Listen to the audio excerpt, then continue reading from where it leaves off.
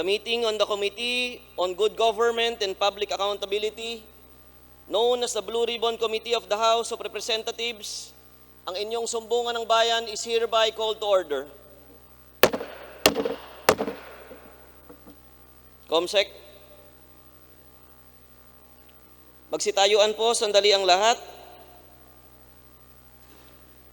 at magkaroon po ng kaunting katahimikan para sa maikling panalangin sa ating Panginoong Lumikha. O amang mapagpala, gabayan mo po ang komiting ito, pati po ang aming mga imbitado na guest ngayong araw na ito, upang magkaroon po kaming lahat ng malinaw na isip, busilak na puso, para sa mamayang Pilipino at para sa katotohanan at pagbibigay ng magandang buhay at ligtas na pamumuhay para sa aming mga kababayang Pilipino. Maraming salamat po, Ama, sa iyong pangalan. Amen. Comsec. Please remain standing for the singing of the national anthem.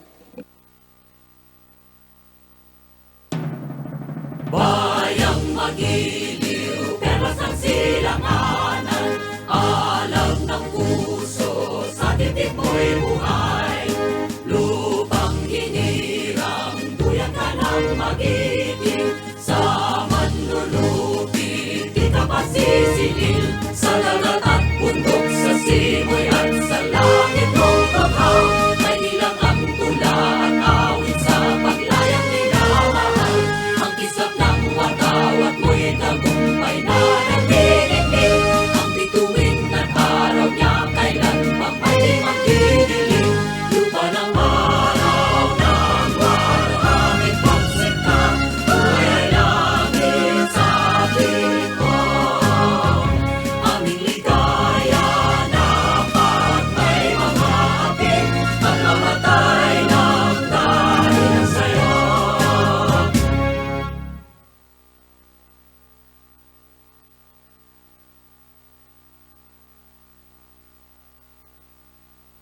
We will now proceed with the calling of the roll of members.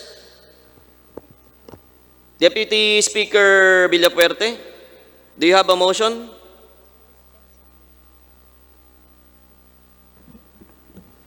Mr. Chair, I move to dispense the calling of the rolls. There's a motion to dispense the calling of the roll.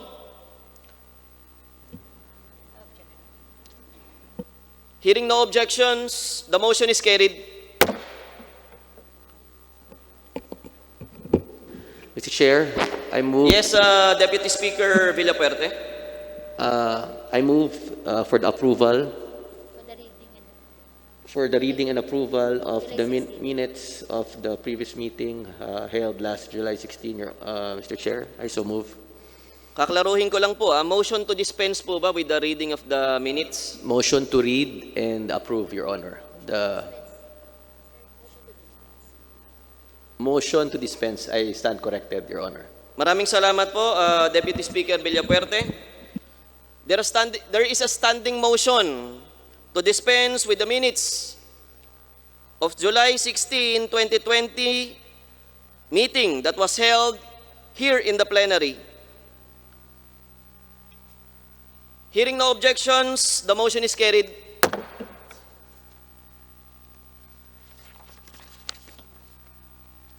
Ngayon po ay inaatasan natin ang ating committee secretary para banggitin ang mga pangalan ng ating mga miyembro na kasama ngayong araw na ito. Comsec.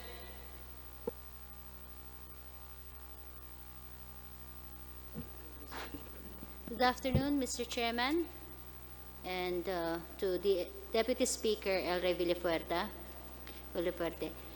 Joining us via Zoom are the following members: Representative Euphemia Culyamat, Representative Chodorico Haresco, Representative Edgar Chato, Representative Gabriel Bordado Jr. We also have with us via Zoom the Vice Chairperson Enrico Pineda, Representative Dalia Loyola, Representative Samantha Alfonso, Representative Franz Castro, Representative Alfred Vargas, and Deputy Speaker Deogracia Savillano. Your Honors. Comsec, sino po sa mga imbitado natin ang pumunta ngayong araw na ito? Kasama na rin, Comsec, yung ating mga imbitado na nasa Zoom. Mr. Chairman, for the information of this committee, we have with us today in plenary from the Department of Social Welfare and Development, Undersecretary Danilo Pamonag, Undersecretary Amy Terfangca Neri, Undersecretary Felicimo Bojongan, Assistant Secretary Glenda Relova, Director Andrew Ambubuyog, Director Gemma Gabuya, Director Wayne Belizar, Director Wilma Naviamos. We also with us, the Regional Director for NCR, Vicente Gregorio Tomas, the Regional Director for Region 3, Marites Maristela, and OIC Regional Director for Region 4A, Lucia Almeda. Via Zoom, we have Undersecretary Jose Ernesto Gaviola, and the various Regional Director for Region 1, Region 2, Region 4B, for Region 5, the Regional Director is represented by the Assistant Regional Director, Arwin Raso. We also have the Regional Director for Region 6, Region 7, Region 8, Region 9, Region 10, 11, 12, from Caraga, and from the Cordillera Autonomous Region. From DILG, we have via Zoom Undersecretary Rico Judge Echeverry. From the Department of Justice, we have Mary Grace Pulidos Sadian and Rosario Elena Laborte Cueva, State Counsel. From the Department of Budget and Management, we have Elizabeth Bernal, Ralph Celino, and Jane Abelia. From the PNP, we have with us today in plenary Police Major General Joel Coronel, the CIDG Chief. From the MBI, we have via Zoom Attorney Jim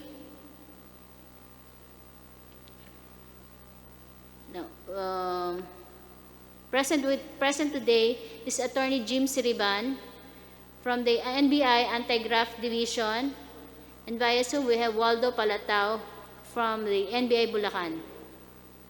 Your Honors. Maraming salamat, Comsec. Para po sa kaalaman ng ating mga kababayan, tayo po ngayon ay napapanood ng live sa Facebook page ng House of Representatives, gayon din po sa Facebook page ng inyong kuya, Jose Antonio R.C. Alvarado. Mr. Chair, Yes, Deputy Speaker Villapuerte. may we ask the Secretariat who among the officials of Iriga City were invited and who among them are here or absent? Comsec, sino po ang mga hindi pumunta sa ating imbitasyon, Comsec? For Region 5, we have invited the following resource person: Iriga City Mayor Madeleine Alfilor Gasmen, Punong Barangay Maria Prisibini Monsalve for Barangay San Miguel Iriga, Punong Barangay Provincial Board Member Darcy Go for San Jose Iriga, Kagawad Marilu Garay from Barangay San Roque, Kagawad Nina Linda Baredo from Barangay San Roque, Kagawad Ernie Samantela from Barangay San Roque, Mr. Arman Lastrella, this is a private individual who is the owner of the Think Coffee from Barangay San Miguel, Iriga City. We also invited the Chief Social Welfare Officer for Iriga City, Ms. Maridel Berosa, and Ms. Mercedita Balang, also social worker for Iriga City. May I inform the committee that we have received a letter from the Law Office of Escobedo and Pulgar relaying to us the regret of Mayor Madeleine Alfilor. She will not be able to attend today's meeting due to previous commitment. Attached to the letter is a medical certificate attesting her underlying ailment that might predispose her to COVID-19. Also attached are different certification of activities that she will be attending from August 24 to August 28. Your Honors. Comsec, ano yung sinabi na she will be attending from August 24 to 28? Ano po yun, Comsec? Attached to her letter, Your Honors, Ano nakalagay, Comsec? it is stated in paragraph 4.5 that, and I quote, being a local chief executive, Kay Mayor po galing yan, kay Mayor. the letter came from a law office representing the mayor. Okay. Hindi na rin kayang sumulat ng Mayor, kaya yung abogado na yung sumusulat, Comsec. Well, it is stated in the first paragraph that the law office is writing in behalf of their client, Honorable Madeline Alfilor. Your Mr. Chair. Yes, Deputy Speaker Villapuerte. Just to put on record, the first time we invited Mayor Alfilor of Iriga City, ang sabi po niya ay immunocompromised po siya, kaya hindi siya makaka-attend. However, this committee decided that her reasoning is not enough, so nagpunta po siya dito, and I would just like to refresh, during our last meeting, Mr. Chair, humingi tayo ng certification that she is immunocompromised. However, in her letter, sent through her lawyer, hindi po siya. If I may read, sabi niya, ng lawyer niya, the medical certificate which you required was already secured by our said client to indicate that our client is in good health, walang sakit, and not immunocompromised. So, Mr. Chair, the client, the Mayor Madel, is in good health, it's not immunocompromised. Her reason for not being here is busy raw siya from August 24 to 28.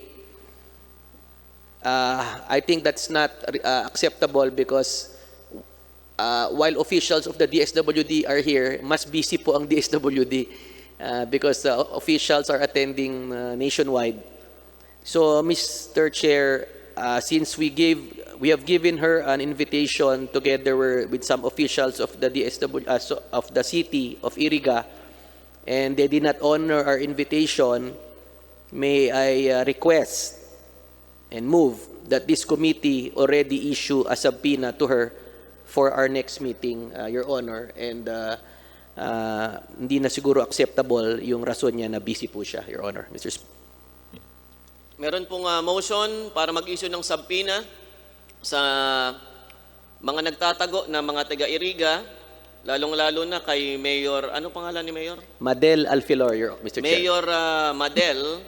Gayon na rin po sa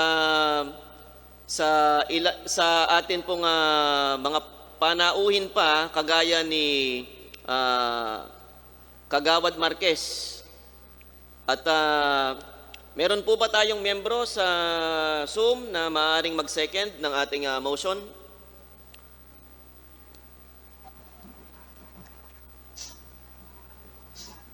Comsec? Second. Ayun, may nag-second po. Second. Nag-second.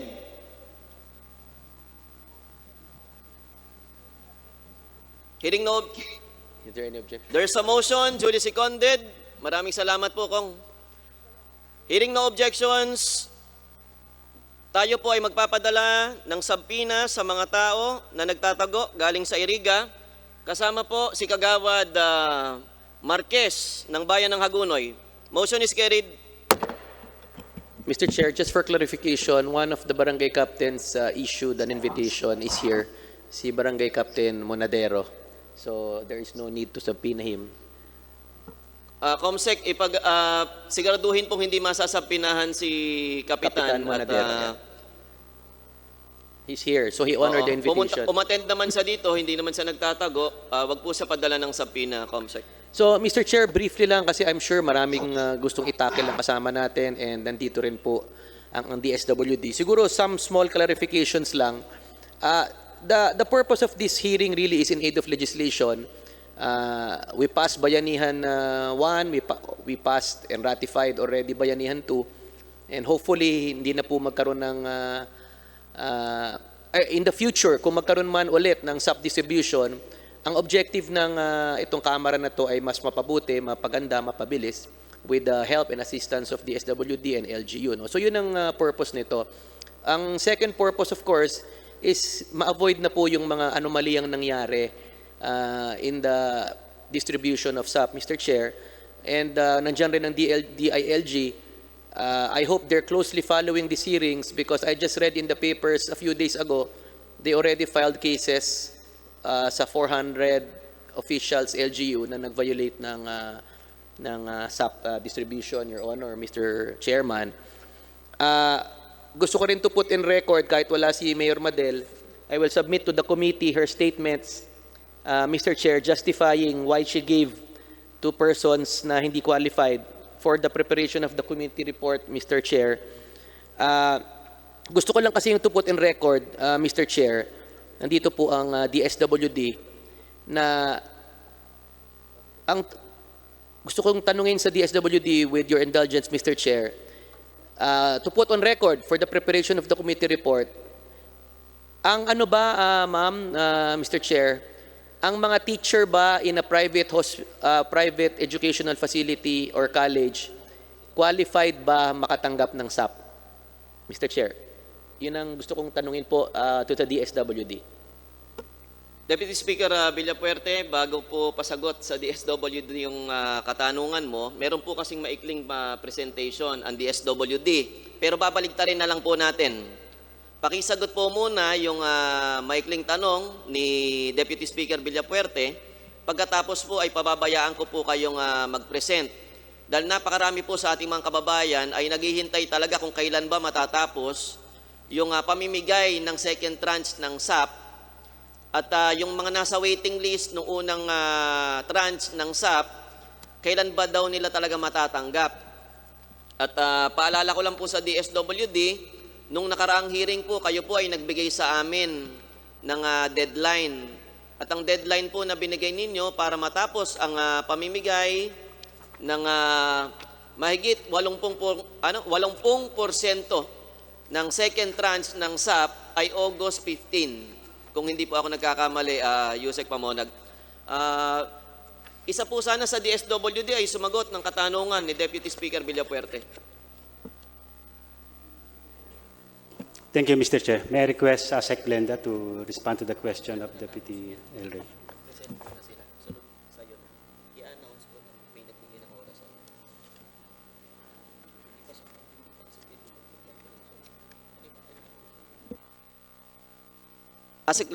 Sec. Glenda. Thank you, Mr. Chair, and good morning to everyone. Sir, tungkol po dun sa question ni Deputy Speaker El Rey, kung eligible po ba ang mga teachers who are working in the private schools or institution to receive SAP? Hindi po, sir. Kasi po, nakalagay po sa ating JMC na ang entitlement po ng SAP are those beneficiaries who are working in the informal sector. The mere fact that they belong to a formal institution, sila po ay qualified po dun sa small business wage subsidy wherein dapat po yung organization po nila or yung school po nila ang magsasubmit sa SSS ng name ng kanilang mga empleyado para po maka-avail po sila ng benefit ng small business wage subsidy but not the SAP from the DSWD po, sir, Mr. Chair. Maraming salamat, Sec. Glenda. Deputy Speaker Villapuerte. Thank you, Sec. Glenda. I will do follow-up later. At just to put on record, malinaw naman talaga sa joint circular na hindi talaga pwede. At pwede silang mag-avail dun sa small business wage subsidy or yung dun sa camp ng DOLE. But definitely, clearly, categorically, hindi po talaga sila qualified ng SAP. Thank you for clarifying, Sec. Glenda, Mr. Chair. Maraming salamat, Deputy Speaker Villapuerte. Ngayon po ay bibigyan po natin ng panahon, maikling panahon. Ang pangako po sa akin ni Yusek Pamonag ay 3 minuto para po mag-present ang DSWD ng porsento at bilang ng mga pangako nila dito sa committee ito na kanila nang natupad at patuloy na binabantayan ng Blue Ribbon Committee. Yusek Pamonag. Thank you, Mr. Chair. Before anything else, may I greet and acknowledge, of course, our committee chair, Representative Jose Antonio C. Alvarado. May I also greet our Deputy Speaker, El Rey Biliperte. Sa ating mga kongresista who are joining us through Zoom, at sa ating mga kababayan, isang magandang hapon po sa inyong lahat. In behalf of the Secretary Rolly Bautista, who is now in Masbate doing some DSWD-related activities, I would like to thank this committee for giving us, once again, this opportunity to apprise all of you and our kababayans on the most recent update on the second tranche of distribution of SAP. Joining me in this meeting are officials from DSWD, led by Yusek Ibinori and Yusek Fel Budjongan. Others will be joining us, especially the RDs, will be joining us through Zoom. May I request to show the first slide? As shown on the screen, I am pleased to report that for the second tranche of social amelioration program, a total amount of 81.1 billion pesos have been disbursed for the benefit of 13.5 million families or beneficiaries, and this is translated to 95% accomplishment of the program's target. And I would like to say that we are optimistic that we would be able to serve all our eligible beneficiaries in due time, as the necessary documentary requirements are now being processed for the subsequent transfer of funds to our beneficiaries through our FSPs and through direct payouts. I would like also to inform you that the DSWD is constantly coordinating with our local government units, our LGUs, our financial service providers, the Armed Forces of the Philippines, the Philippine National Police, and all our partners, providing many types of supports in every step we make. And we would like to assure this committee and our kababayans that the DSWD remains steadfast and committed in delivering the emergency subsidy in the soonest possible time. So having said that, Mr. Chair, if you would allow me, I would like to request Undersecretary Attorney Aymineri to present the digital payment scheme which we are employing at the DSWD. With your permission, Mr. Chair. Yusek Amy. Thank you, Mr. Chair. Good afternoon to the honorable members of the House of Representatives and co-public servants. I would like to share to you a few slides on the first slide. Updates on the digital payment, Mr. Chair. Before I provide and discuss the updates, let me share to everyone the benefits of the digital disbursement of social payments through this slide. As can be seen there, the digitized disbursement has been aiming at a more inclusive financial integration and means for the individuals.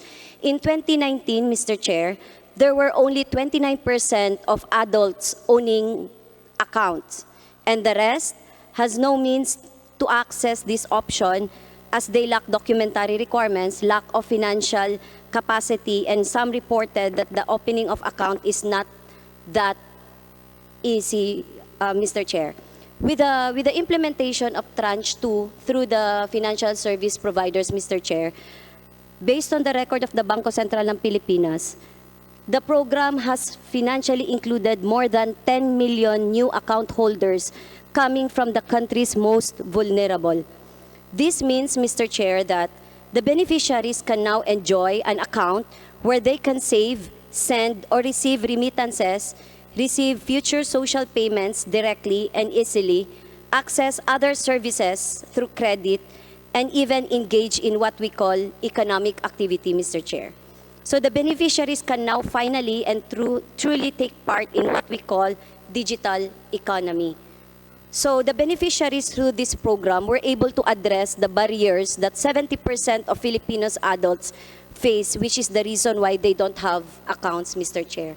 So with these more than 10 million account holders, we hope that there would be no other hindrances in the future should there be social amelioration program in the future, Mr. Chair, considering that they already have their existing accounts.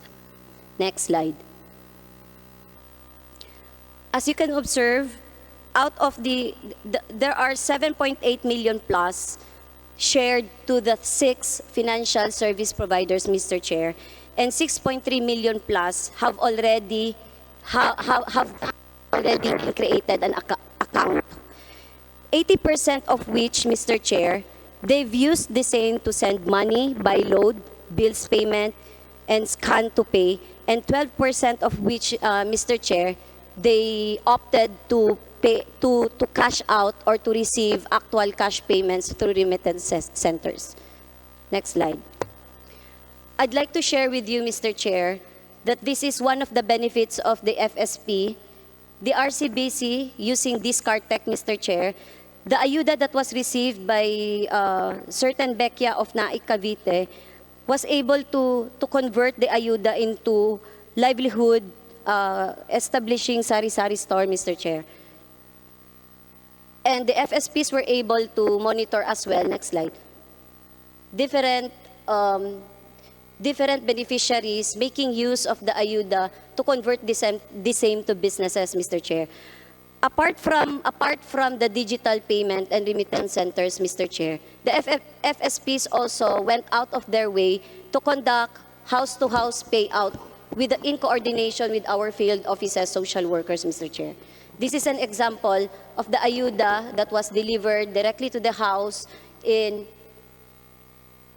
somewhere in Negros Occidental, Mr. Chair. Next slide.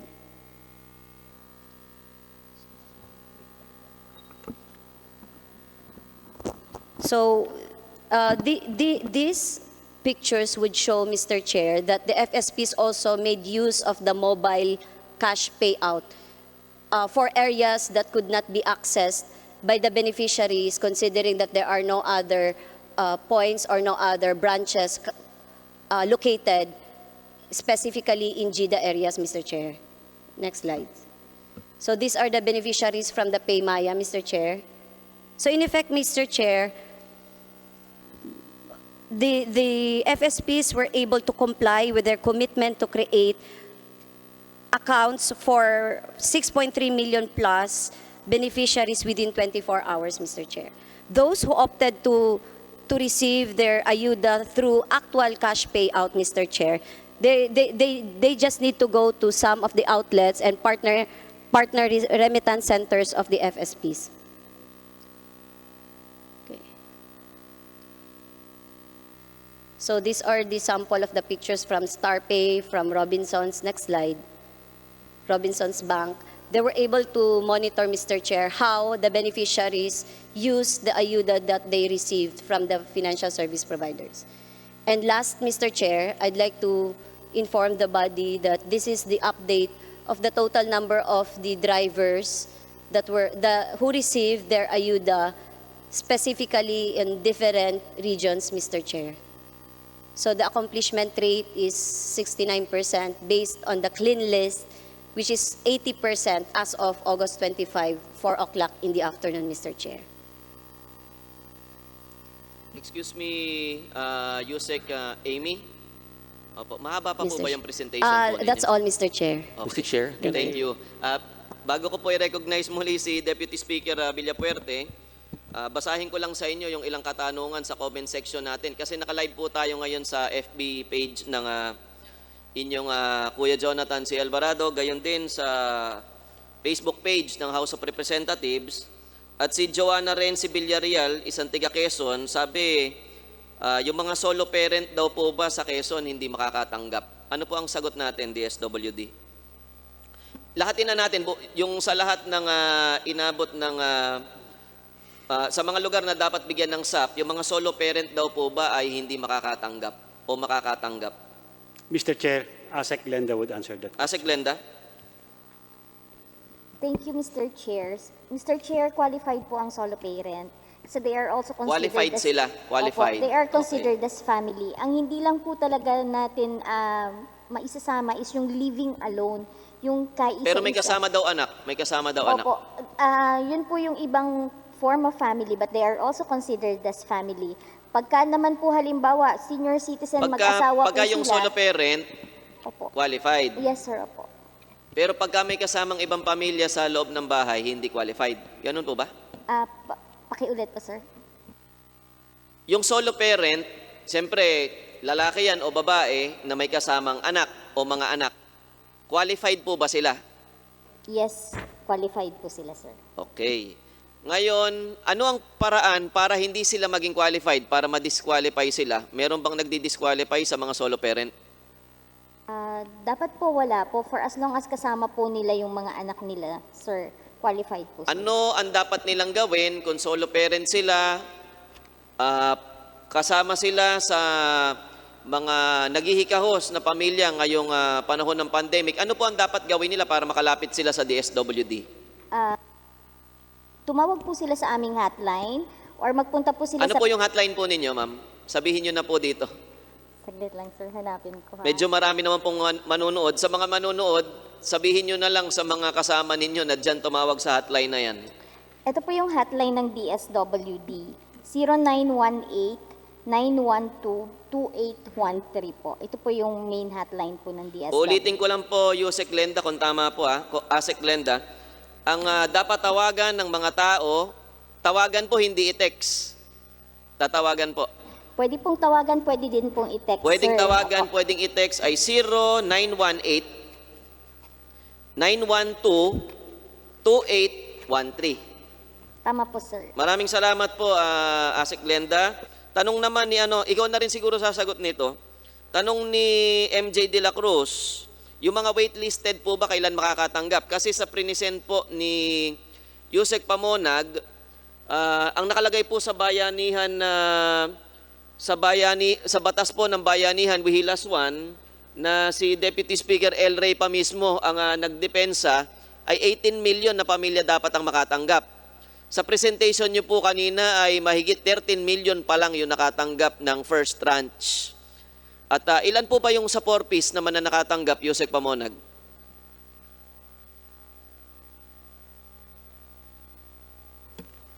Sabi mo po sa akin kanina, mga 4 million sa 4-piece ang nakatanggap. Sa 4-piece po, Mr. Chair. Mga sa 4 million. 1.39 million. Ito po yung 4-piece household. Yung 4-piece, saka yung 13 million kanina, pagka pinagsama mo, Overall po, ang beneficiaries served namin as of yesterday is 13.5 million. 13.5. Kasama na yung 4-piece. Yes. Yes. Ang laki Mr. pa ng kulang, Yusek Pamonag. Yes. First tranche pa lang yan. This is for the second tranche. Yung first tranche po kasi tinatanong ko. Opo. Yung first tranche po, ilan ang napamigay na sa first tranche?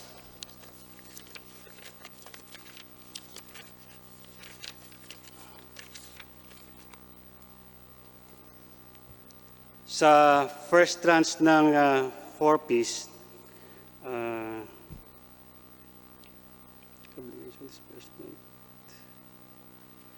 Maaari niyo pong tulungan si Yusek Pamonag. yung physical targets po natin is 4,287,676.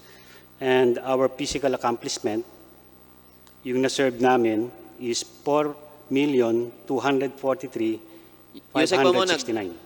Bakit 4 million lang po? Hindi ba dapat 18 million ng first tranche, sunod 18 million din ang second Yes, tranche? I'm just referring to 4-piece. Hindi po, yung pangkalahatan na Yung po, pangkalahatan na nabigyan po. sa first tranche. Opo. Yes, our physical accomplishment is 17,651,960, which is equivalent to 98.36%. Yung mahigit 300,000 po na hindi nabilang, ano po ba yan? Waitlisted po ba yung mga yan?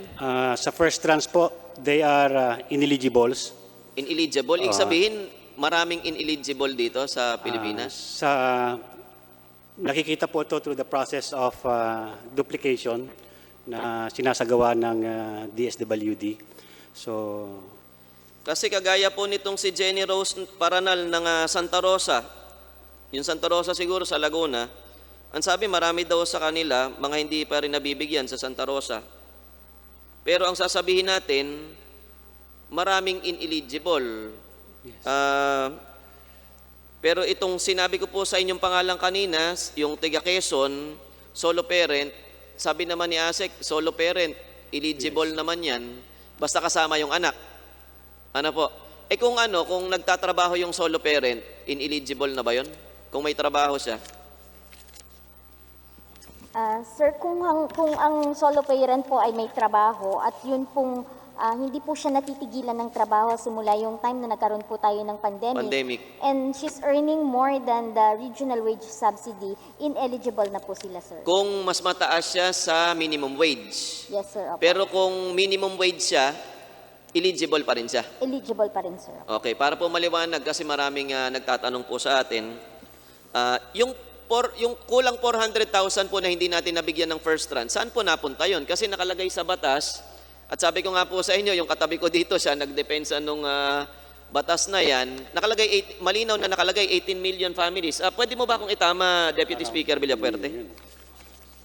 Yeah, Mr. Chair, ang sa batas kasi 18 million for 2 months. Based on the report of ni Yusek, Danny, 98.36% pa lang ang nabigyan sa first tranche. Kinumpute ko, Mr. Chair, yung 1.64% is equivalent to 295,200 families hindi pa nabigyan for the first tranche.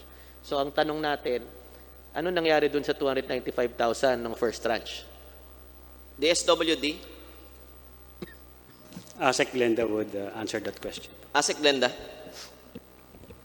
Mr. Chair, ang nakalagay po sa law is around 18 million. So it might be more, it might be less. So nag-target po kami ng 17.9. Excuse me po. Yeah. Nakalagay ba around 18 million? Hindi ba sa batas 18 million families, Deputy Villapuerte? Around, sir, around. Hindi. Pero yung tanong ko, ma'am, when we ask you for your accomplishment, sabi nyo 98.36%, sabi ni Yusek Dani. So ang tanong namin, yung 1.64%, bakit po hindi pa nabigay for the first tranche?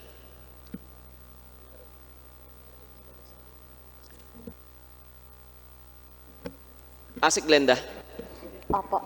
Sir, yun pong, we're still waiting po for the submission po din ng ating mga nasa DOLE and DAR. They are also considered as part of the SAP. Yun pong ating top up for the first tranche. So they also belong. So nandun po sila sa 1% po na yun. And we find it very challenging din po with the SBWS na madami po na nakakuha na duplicate. So madami din po na nagsauli po sa amin. And hanggang ngayon po, may nagsasauli pa rin. So talagang naka-fluctuate pa rin po, sir, yung aming target for the first tranche po. Because of those factors Mr. Chair? po. Yes, Congressman Villapuerte. Yung hotline kasi na sinabi na 0918-912-2813, denial ko po yun eh. Gusto ko lang malaman kung Sige, effective pakinggan yun eh. nga natin kung magri-ring. The number you have dialed is either unattended or out of coverage. Ma'am, unattended tsaka out of coverage area. Paano naman matatawagan ng mga kababayan natin yan? Unattended or out of coverage area. Please Ayan, nakakahiya. Meron po bang ibang hotline na mas sinasagot talaga? Meron po ba tayong hotline na sinasagot talaga? Kasi nakakahiya po tong hotline natin pagka unattended, ibig sabihin patay yung telepono? Ganun ba yun? O busy? Ano pa ibig sabihin nun? Unattended, ibig Yes. sabihin, patay yun. Patay yun, di ba? Kasi kung busy, ang tone busy, Mr. Chair. Okay, sorry po, hindi kasi kung masyadong nagtatatawag sa Ma'am, telepono. may suggestion lang ako, Mr. Chair. Sana ang hotline nyo mga 10, kasi milyon ang tumatawag dyan. Kung sabay-sabay po tatawag, baka ano po. Yusek Pamonag, gusto mo yatang magsalita, pero hindi lang 10 kailangan natin ng hotline. Kung 100 yung hotline nyo, sana 100 yung hotline nyo. Sunod, ako pa yung pinagsabi nyo ng number kanina, nakakahiya. Oo. Huwag nyo na po tawagan yung hotline, hindi pala sumasagot yung hotline. Ano mangyayari sa atin na Yusek Pamonag? I would want to share yung mga hotline numbers namin, Mr. Chair. I Sige have po, here some list. Yusek Pamonag, opo. Uh, Sa mga nanonood, burahin nyo na po yung nauna kong sinabing hotline.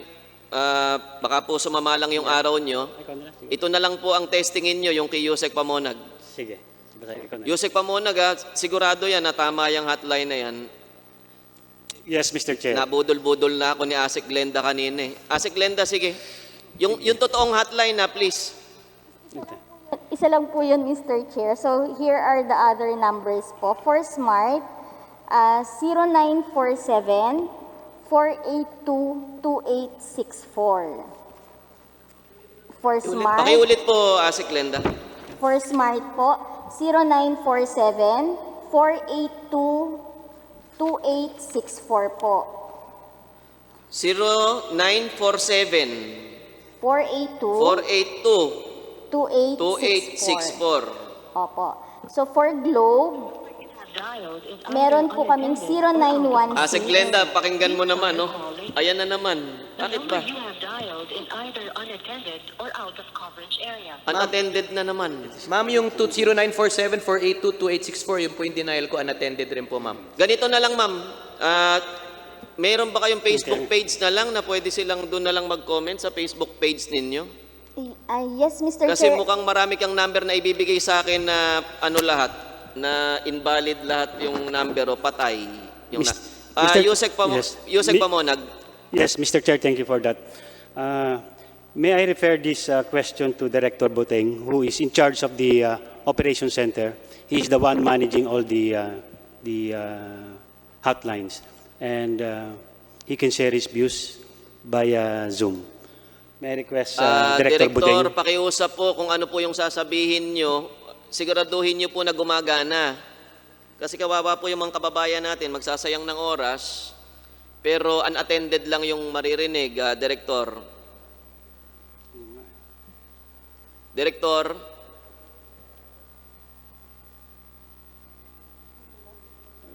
Abala yata si Director Yusek Pamonag.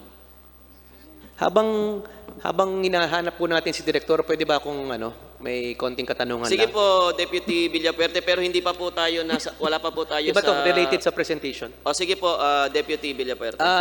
Papasalamat tayo sa DSWD, at least na po tayo, nag-digital payment na matagal nang hinahangad ng ating kababayan, at sa tingin ko naman ay mapapabilis po yan sa disbursement. May tanong lang kasi ako na kalinawan sa Mr. Chair. Meron kasi nag-charge sa digital payment ng 50 pesos, 120 pesos. Pwede bang pakilinaw sa ating mga kababayan na kung nga ang SAP nila is sa Metro Manila 8,000, alam ba nyo ba na nag-charge yung provider ng service fee na 120 pesos or more? At tanong ko lang, meron bang agreed rate kayo? Kasi may iba 50, may iba 120. So nabibigla ang mga ating kababayan na may nag-Facebook sa akin na kung tanungin ko raw sa inyo, kung alam ba nyo yon, ano ba ang standard rate, bakit iba-iba sa bawat probinsya po?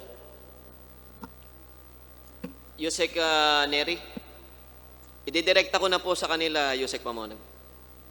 Thank you, Mr. Chair.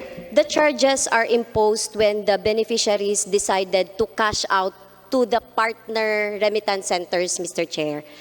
But if they will use the outlets of the financial service providers and they will transact their ayuda through online, there are no charges, Mr. Chair. What is included in the multilateral agreement, Mr. Chair, is that the remittance centers should not charge more than 50 pesos, Mr. Chair, for every cash out by way of convenience fee or cash out fees if the beneficiaries decide to cash it out from the remittance centers, Mr. Chair. Mr. Chair, maraming salamat na clarify nyo kasi alam ko sa aming probinsya may 50 pesos within the limit. Pero meron kasi nagte-text 120 yung sinacharge. So, i-report namin sa inyo, nag-overcharge yun at dapat i-ano nyo yun.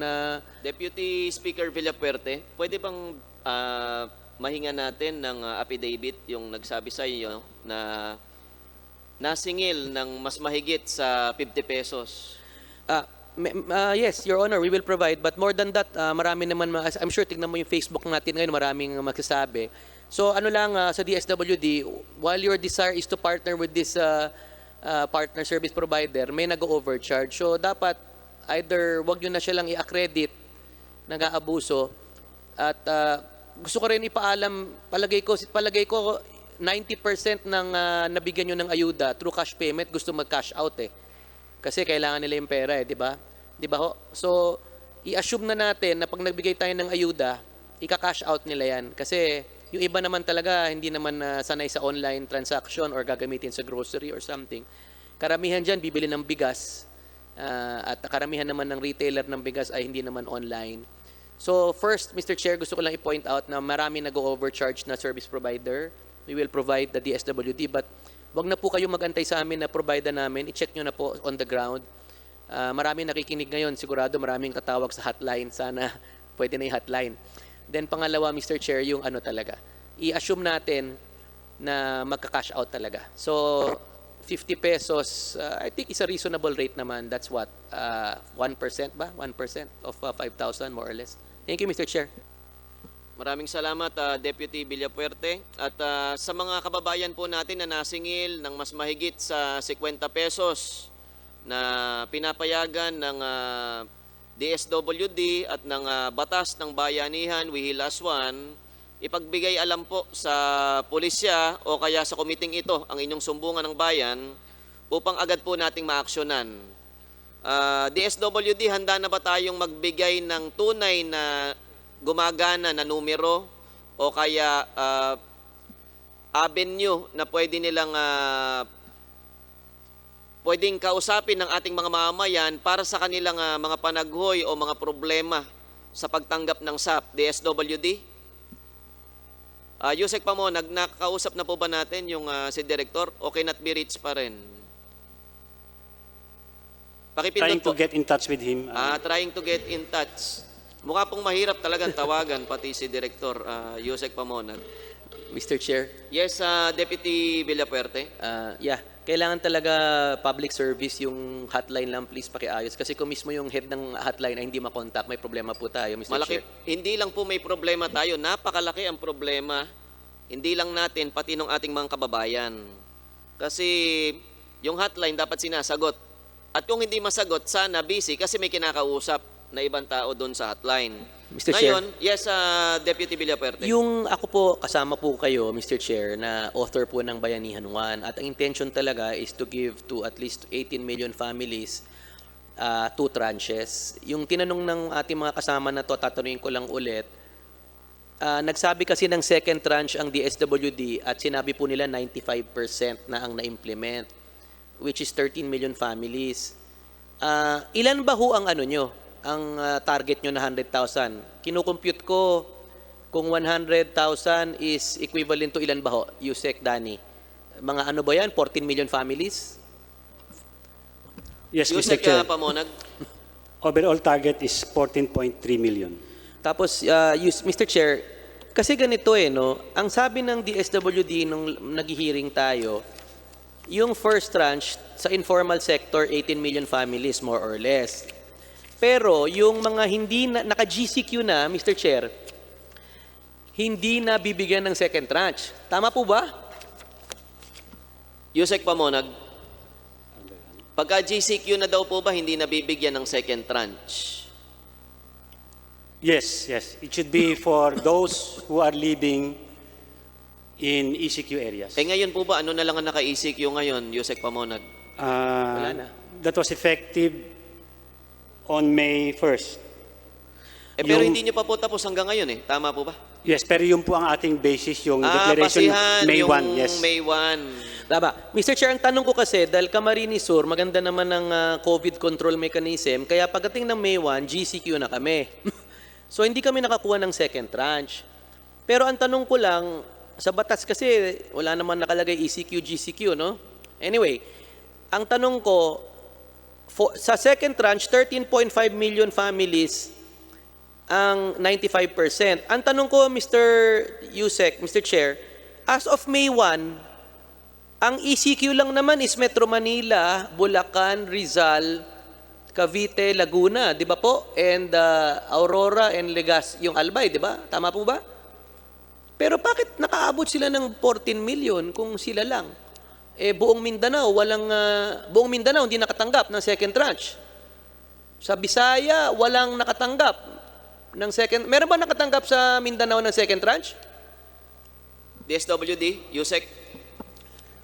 I will just read the references para makita natin who are those areas, what are those areas entitled to receive the second tranche. Alam mo po, Yusek Pamonag, maaari niyo pong sabihin sa amin na nakatanggap, hindi nakatanggap. Siguro, Deputy Speaker Villapuerte, ibahin natin yung katanungan. Anong agency ng gobyerno ang nagre-regulate at nagsisigurado na yung sinabi ng DSWD na bilang na nakatanggap ay tama, Yusek Pamonag? DILG and the LGUs. Mr. Chair, Yes, Deputy Villapuerte. yung pakilinaw lang yung sinasabi niyo as of May 1 kasi ako I have an idea. Metro Manila, 'di ba po? ECQ pa 'yan. Tama po? Yes. Then Bulacan, 'di ba po? Kasama po 'yan, 'di ba ho? Yes. Rizal, kasama po 'yan, 'di ba ho? Then yung Cavite, Laguna. Meron pa ba? Aside na hindi ko nabanggit po, sir. Per EO number 112 dated 01 May, these are the areas that fall under ECQ. They are the NCR, Region 3, except for Aurora, Region 4A, Benguet, Pangasinan, Iloilo, Cebu Province, Bacolod City, and Davao City. In addition, there was a memo coming from ES dated 02 May, declaring Albay Province and Zamboanga City as part of ECQ areas. So those are the regions or areas entitled for the second tranche. They all belong to ECQ areas. Oo. So ito sinasabi niyo po is almost 14 million families na po to? Hindi, kasi yung- DSWD? Yes. Hindi, kasi yung Albay, while they are lucky, they are a neighboring province from Camarines Sur eh. Gugulat lang ako, katabi namin sila nakakuha ng second tranche, yung amin hindi. Ano ba ang pagkakaiba? Dahil nag-request ba sila?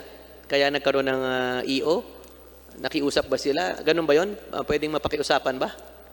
Kasi bakit sila? Anong pagkakaiba nila sa amin? Pareho naman kaming pareho kaming lugar. Pareho kami sa Bicol. DSWD?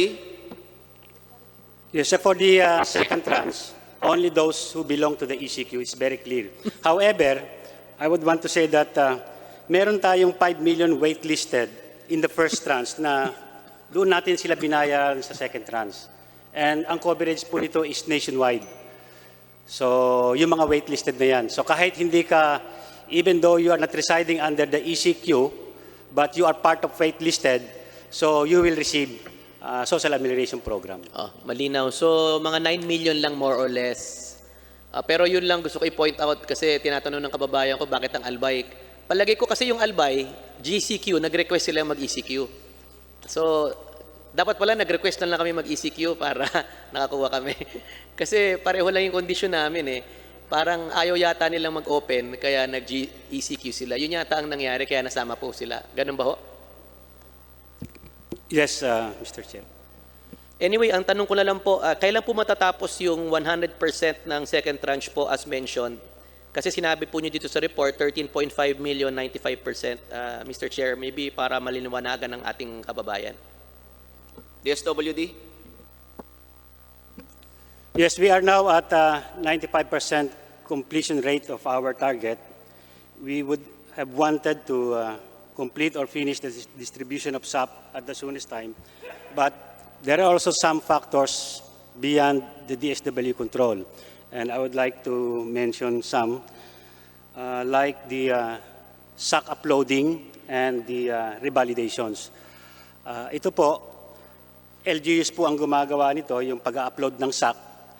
Dapat maintindihan po natin, during the first tranche, they have to complete the process, which starts yung pagbibigay ng ayuda, followed by liquidations, and the last steps is i-upload po itong list of paid benes sa system ng DSWD.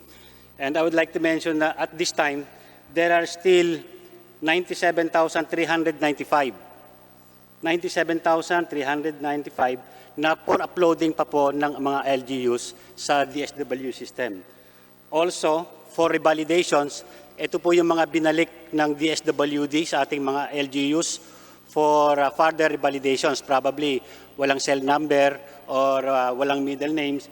There are more or less 154,396 beneficiaries na for revalidation pa, binabalidate po ito ng LGUs. That is why nag-request po ang ibang LGUs natin for another extension. We have discussed this already with Secretary and nagbigay po siya ng extension for the LGUs, a week extension to complete the uploading and revalidation. Thank you, Mr. Chair. Meron nag-Facebook dito. Sa ML Luwiler, aside sa 50 pesos, nag-charge po sila ng 100 sa insurance at nagbabawas pa ng 50 pesos sa raffle ticket. Isang nag-message. So, pa-check po nyo yung, yung provider na ML Luwiler. Pa-verify nyo kung tama po itong statement na to. 50 pesos ang charge plus 50 pesos sa raffle ticket plus may insurance pa raw na 100. So, binabawasan ng 200. So, technically, illegal po to, di ba? Deputy Villapuerte, tiga saan yung nag-message sa atin? Nag-message po sa ano po, sa ano natin, sa Facebook na live Nakikinig po streaming. yung, may mga tiga NBI po ba dito? Ayan, nakikinig po yung mga kasama natin sa NBI. Sana po ay maimbestigahan kagad yung M. Luwelier. Opo. At nakapost naman doon sa FB page ng Congress. Pwede po kayo makipag-ugnayan doon sa nag-comment. NBI? Ang nag-message si Miss Evelyn Gramahe. Message ni Miss Evelyn Gramahe. Maaari po bang pakiimbestigahan po yung M. Luwelier? Mukhang Poncha po yung M. Luwelier na yan. At ginagamit natin na remittance at sobrang singil. NBI?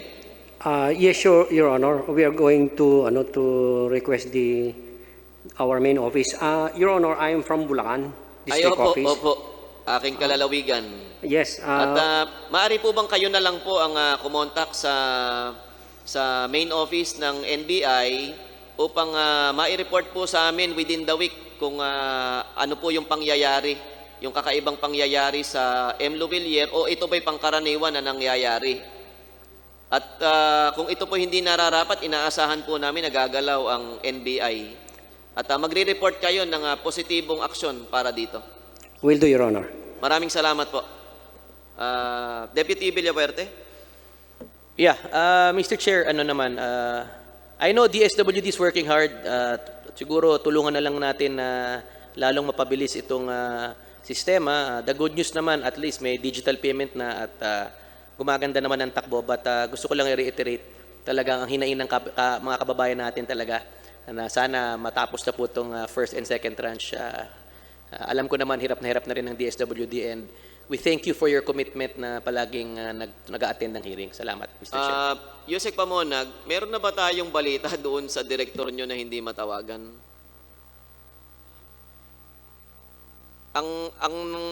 Ang masakit sa ulo dito ay siyang naka-assign sa hotline. Sunod di siya matawagan.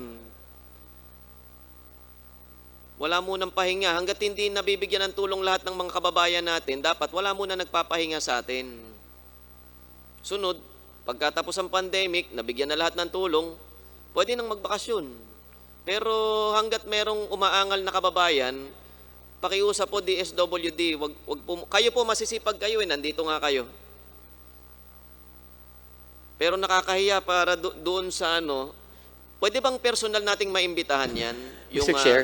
Yes, Deputy Villapuerte. I think meron tayong resource person from the Bangko Sentral and I think they will confirm na dapat 50 pesos lang talaga. Maybe we can recognize them para Sige marinig po, ng publiko. Bangko Sentral, pwede po ba kayong magbigay ng pahayag?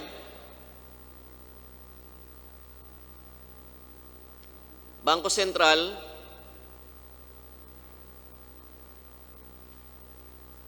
Central Bank? Comsec, meron ba tayong kasama sa Zoom na taga Central Bank? Meron. Sir, I can only see a resource person from the DBM.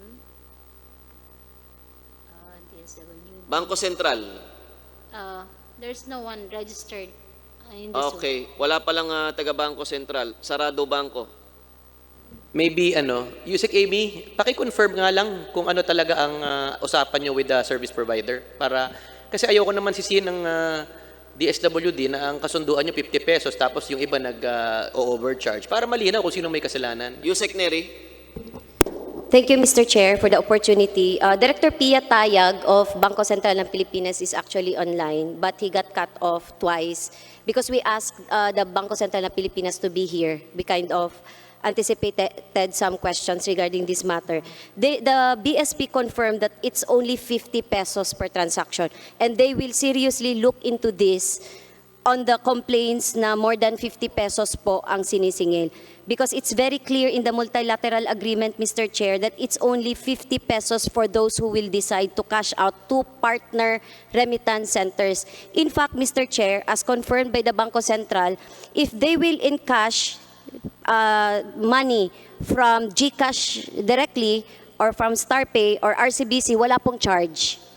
Wala pong charge. Only when the other outlets, not RCBC, not Robinsons Bank, not StarPay, not GCash, not PayMaya, Mr. Chair. Thank you. Pakilinaw lang kasi alam mo, yung sa amin naman sa Bicol na-explain kaya hindi nagreklamo.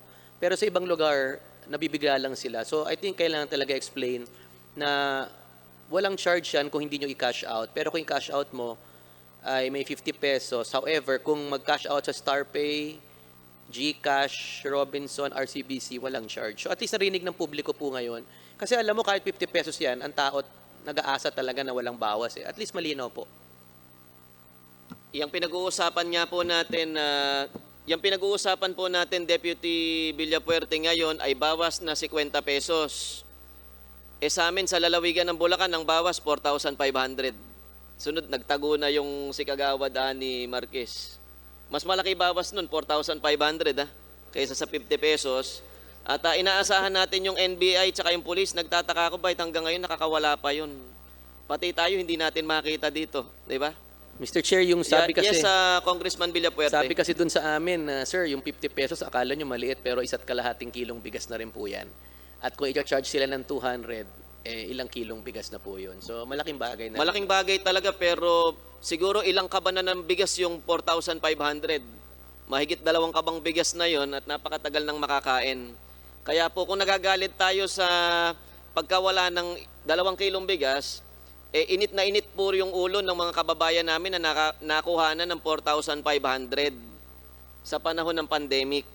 Kaya kailangan po nating bigyan ng katarungan yung ating mga kababayan, lalong-lalo na ito po'y direktang direktiba ni Pangulong Duterte na hindi niya papayagan na may mga tao na nananamantala at nagnanakaw ng SAP. Medyo hindi ko lang po maintindihan. Meron ba tayong kasamang tiga DOJ po dito? DOJ? Okay. Hindi ko lang po maintindihan kung bakit napakabagal talaga ng proseso sa paghuli ng mga kawatan. Sabi nga ni Yusek Pamonag dati, 328 daw. Ilan ba Yusek Pamonag? Baka mali yung bilang ko.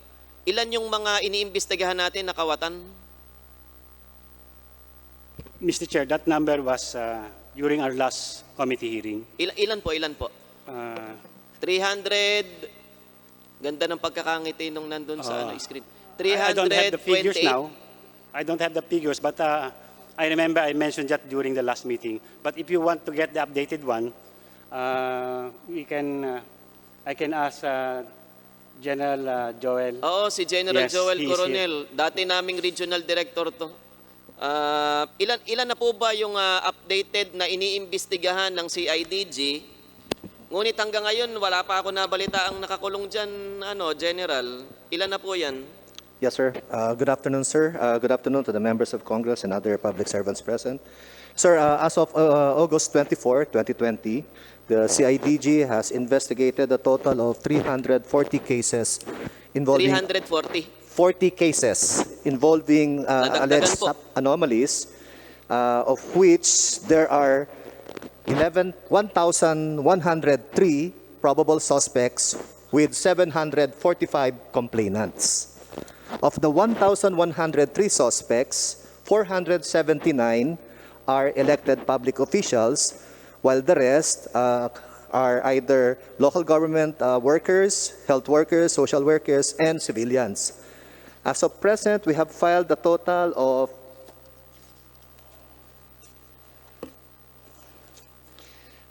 341 cases with the different prosecutor's office.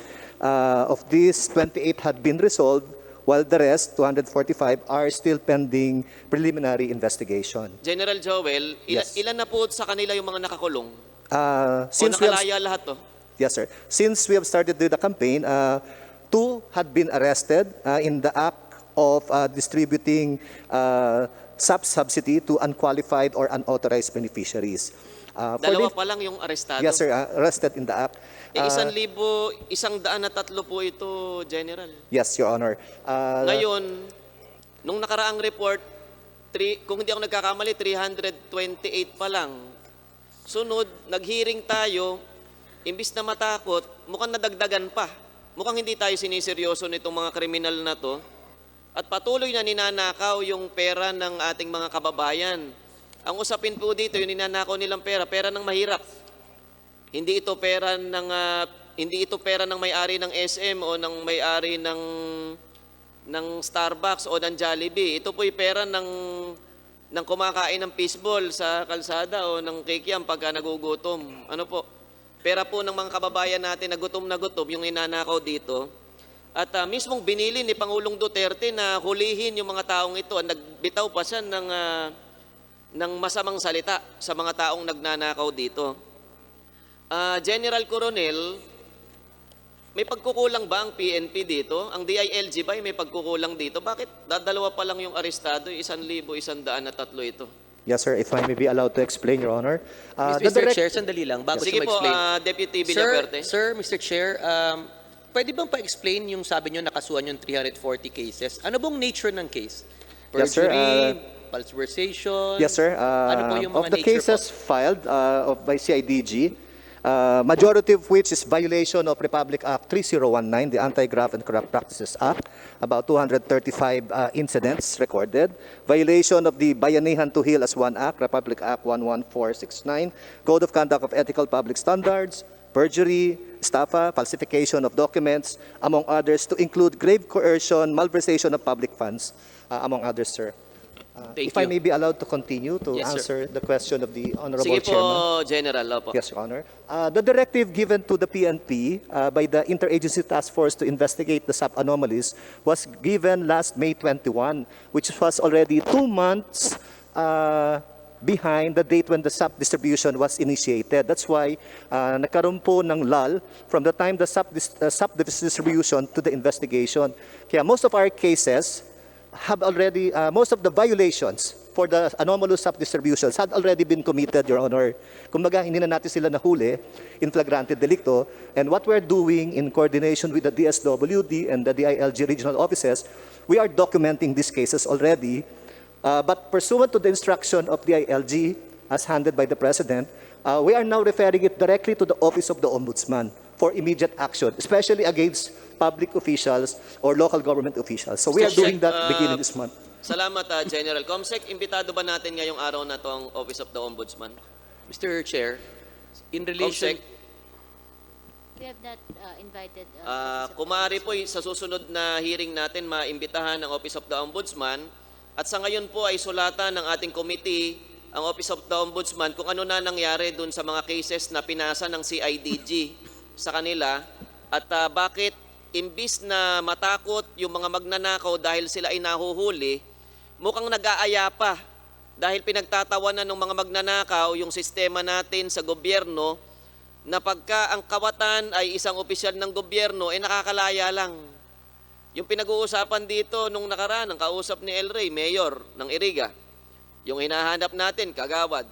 Yung iba pong finailan, ano po yung iba? Ano pa yung iba? May mga konsehal rin ba ng bayan dyan? Ano ba meron? Yes, sir. Kapitan, mga ganon. 479 are elected public officials. Mr. Chair. With 2 mayors, 2 vice mayors, 8 municipal and city councilors, and the rest barangay officials. Mr. sir. Chair, I think the General and Comsec, pakisama po sa sulat na hindi magtutulog itong committee ito hanggat hindi natin napaparusahan yung mga kawatan na yan. At sana po ma-release yung sulat natin sa Office of the Ombudsman ngayon dahil kung ako ay bagal na bagal at tila ba pinagtatawanan ng mga kriminal na yan yung sistema natin at wala tayong gagawin, kasama tayo sa bulok na sistema. Hindi po ako papayag na sa ilalim ni Speaker Alan Cayetano sa patnubay po at direktiba ni Pangulong Duterte ay mabubulok itong institusyon na pinoprotektahan po natin. Yung bahay ng taong bayan, ito pong House of the People, ay tagapagtanggol ng taong bayan. Hindi po kami papayag na lalapastanganin ng ilan sa mga mayor, vice mayor, konsehal, kagawad, kapitan, yung karapatan ng ating mga kababayan na mabigyan ng tulong ng DSWD. Imbis na nakakatulong yung mga opisyal na yan, nakakasagabal pa. Pero hindi naman ganun karami. Sabihin, meron tayong 100,000 opisyal, 1,103 yung pinaghihinalaan na kawatan. Siguro hindi naman nangalahati yung bilang ng ating mga opisyal sa mga loko-loko at sa mga kurakot, pero kailangan masampulan natin na kung 1,103 ito, kailangan mahuli natin lahat ito. Yang masama, habang naghihiring tayo ngayon, baka naghahabulan pa sa labas ng bahay yan, saka nakikipag-inuman pa. Mr. Chair, Deputy Villapuerte. kasi hindi naman kailangan ombudsman rin. Kung may DILG dito, Mr. Chair, can I direct some questions to DILG? Kasama po natin ngayon ng DILG. DILG, pwede po ba kayong magbigay ng ilang pahayag sa mga Meron lang katanungan? akong katanungan sa DILG, Mr. Chair. At Thank you very much. habang inaantay natin yung DILG, si Yusek Echeverry, gusto ko lang i-confirm kay General, yung mga cases ba, yung mga ebidensya bang na-gather nyo ay finorward nyo sa DILG, Mr. Chair? Yes, sir. At meron ba dun, although you're saying na hindi caught in the act, based on documentary evidence, marami ba dun na sa tingin nyo ay guilty na, huli na? Meron ba dun? I believe there is substantial Okay. So, evidence Mr. to Chair, warrant to file them charges. Just for the information of the public, the DILG can motu proprio administratively charge these local officials, Mr. Chair. Hindi na kailangan aksyonan ng ombudsman. The DILG is empowered to file administrative cases for suspension and even perpetual. So gusto kong tanungin kay Yusek Echeverry, Mr. Chair, while nabasa ko that they already filed 437 cases, meron na ba silang aksyon dun sa malakas ang ebidensya kung nagsuspindi sila administratively or acted administratively, Mr. Chair? Yusek Echeverry ng DSWD. Mr. Chair, DILG may be recognized. Opo, DILG. Yes. We submitted to the committee, Mr. Chair, the following. Number 1, list of complaints filed by the PNP-CIDG on stock distribution anomalies, 245 cases in total from April 1 to August 26, 2020.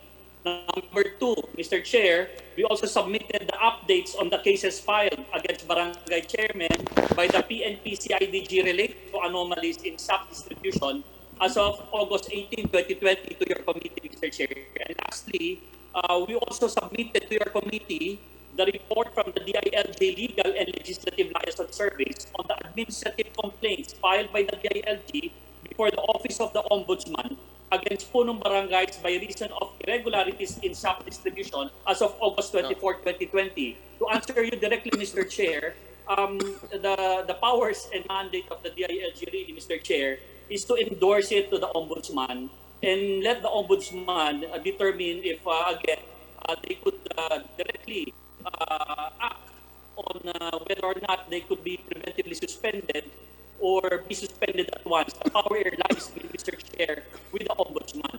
And we already referred that to them, Mr. Chair.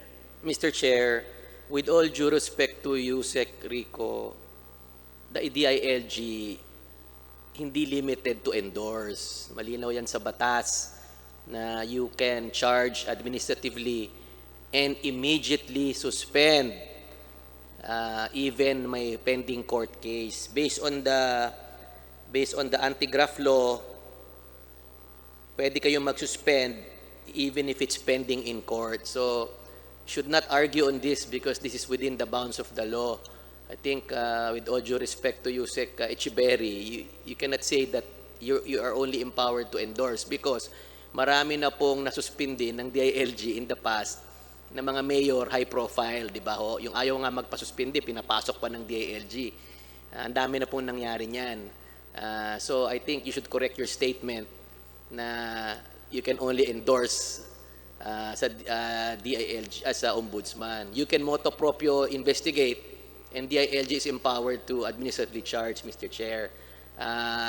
If kung gusto niya, I will cite the law and I hope he agrees with me, Mr. Chair. DILG.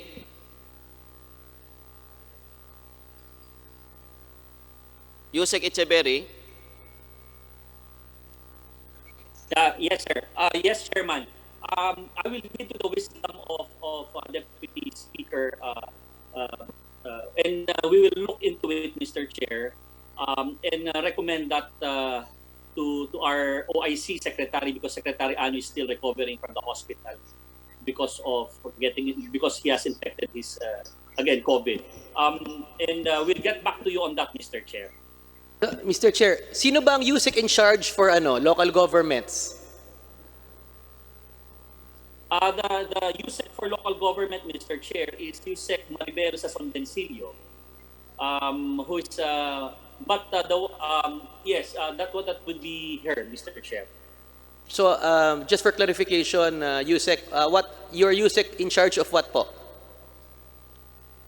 I'm in charge for legislative liaison, Mr. Chair. Kaya pala. Anyway, ano lang po, kasi yung sinabi ng aming chairman ni Pangulong Duterte na dapat wag pabayaan, palipasin itong mga officials na gumawa ng anomalya. At napansin ko, karamihan ng kinasuhan nyo ay barangay officials. And I know for a fact that during the last hearing, narinig mo ang ebidensya na nilatag ko sa Iriga City Mayor. And medyo nalungkot ako nung in-interview kayo, Yusek Rico, ang sabi mo raw, politika raw to. Dahil pareho kaming politika, baka politika to. Hindi to politika. This is in aid of legislation, number one. Number two, documentary ang evidence. And if you will wait, later I will present more evidence. So dapat, as the legislative liaison, i-forward nyo agad to sa USEC in charge and you can do motu proprio investigation and administrative charge.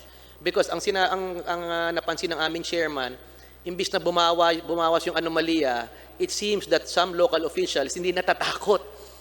So dapat talaga may sample na whether official ng barangay, munisipyo, city, or whoever.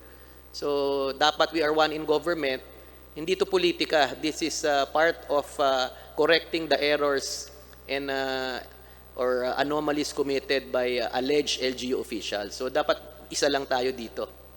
We will submit to the wisdom of the Deputy Speaker, Mr. Chair, and we'll report to your committee at once.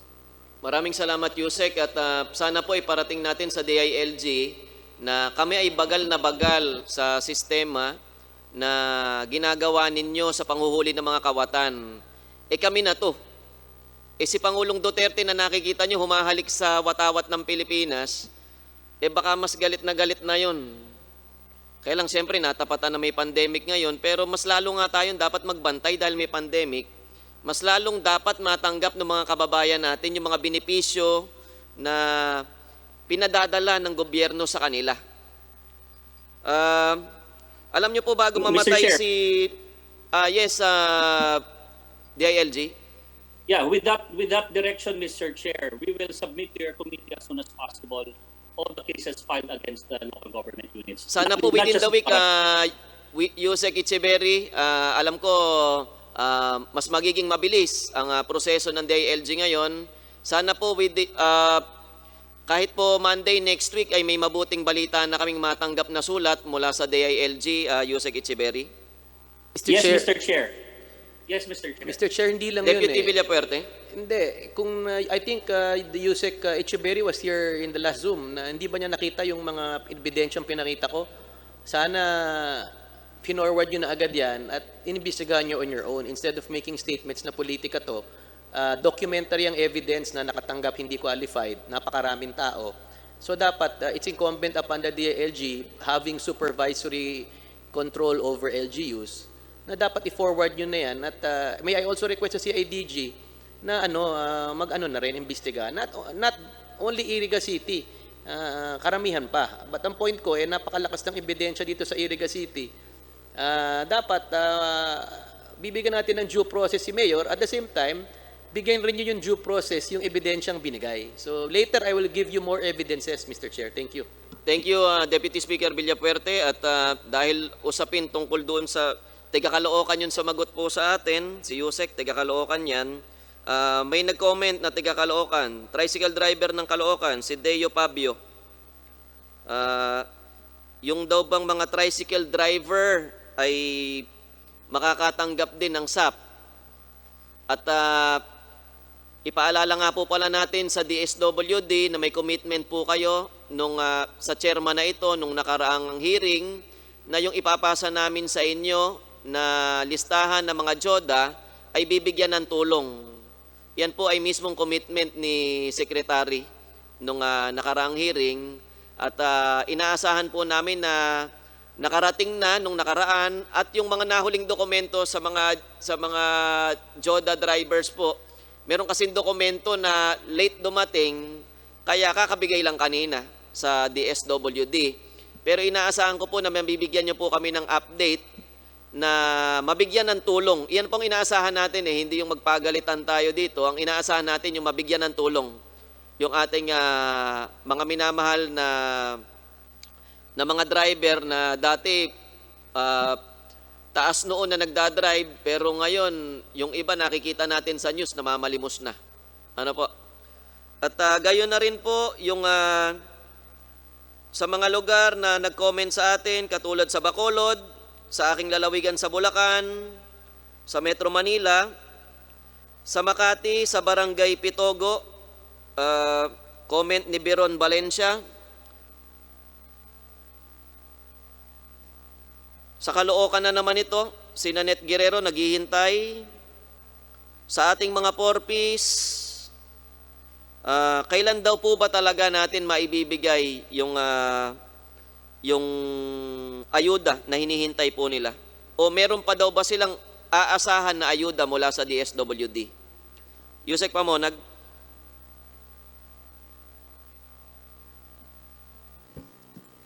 Mr. Chair, may I request Director Gemma, who is the Program Manager of Porpis, to answer that question. She is here.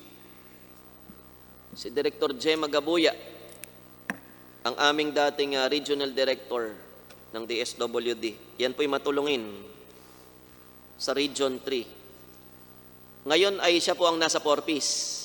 At habang naglalakad si Director Gemma, ay tanong na rin po, meron po ako nakita sa comment kanina, marami po ay nagko-contest na luma na daw yung listahan ng Porpis.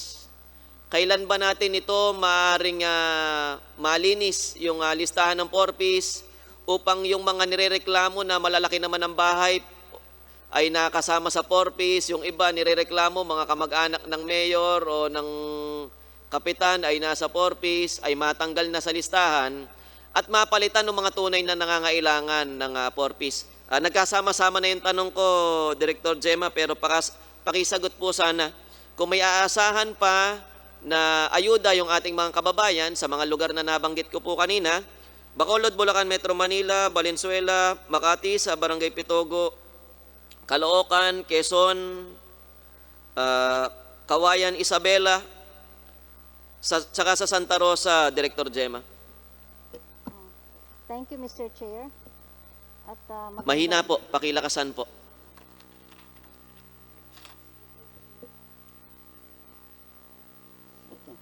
Thank you, Mr. Chair, at Your Honors.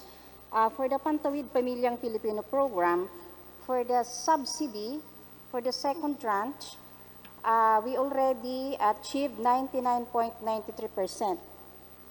No? And for the first tranche, we already achieved 99.80%. So, Mr. Chair, for the subsidy for the Pantawid, I can say that it's almost 100% kasi po yung hindi pa po nakatanggap, ito po yung mga duplicates na nakatanggap ng ibang ahensya, so hindi na nun nila kinuha. Ito po yung mga non-cash cards na mga Pantawid natin.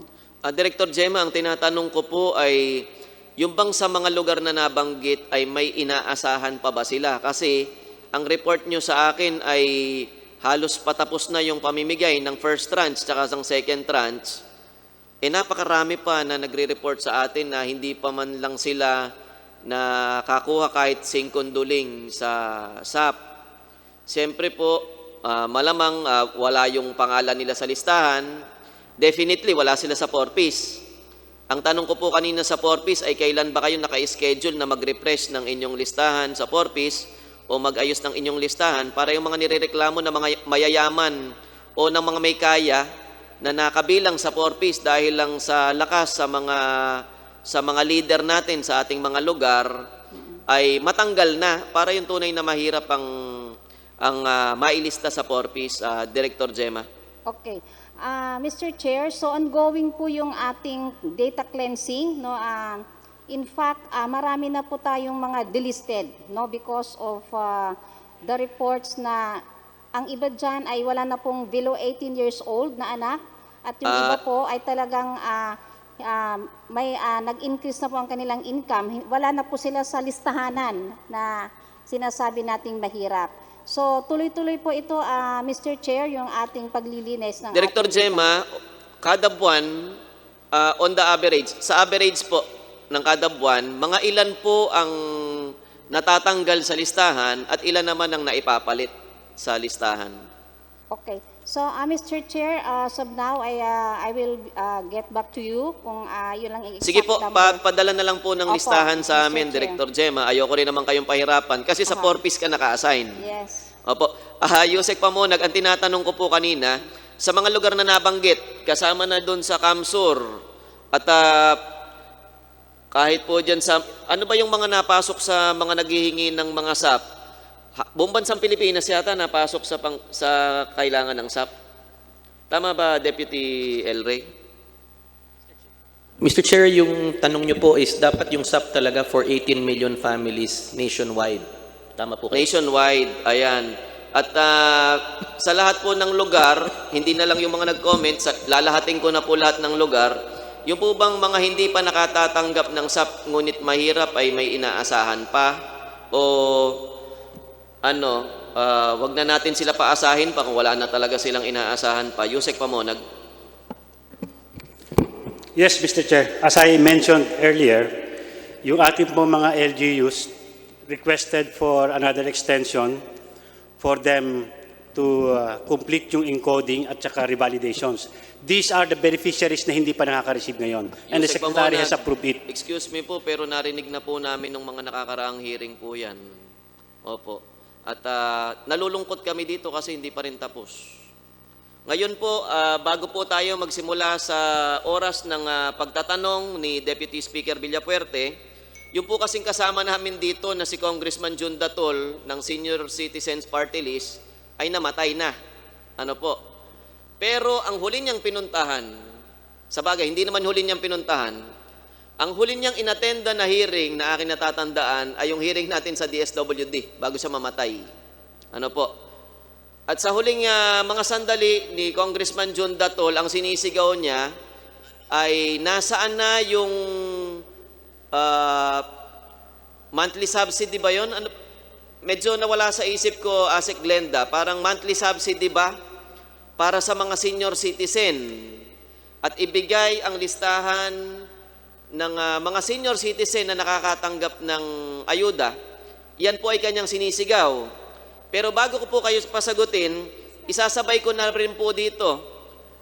Yung pong OFW, marami ring nagsasabi na kailangan ng mga OFW.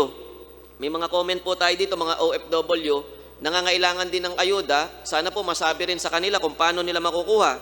Ganon din yung mga PWD, yung mga persons with disability mga solo parents, kailan po natin sila mabibigyan ng ayuda? Asek Glenda.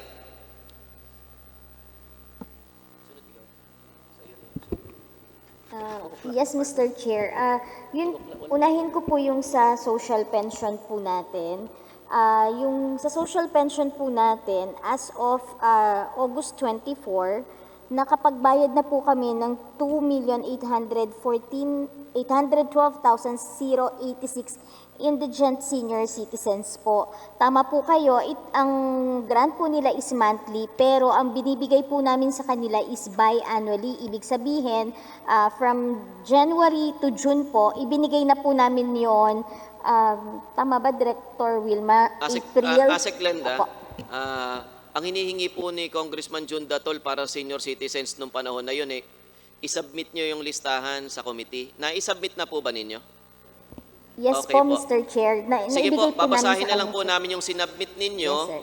At sa ating mga minamahal at ginagalang na senior citizen, kami po ay nalulungkot sa pagkawala ng inyong party list representative na si Congressman June Datol.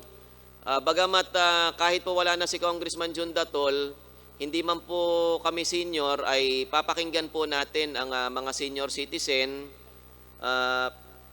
Maaari po kayong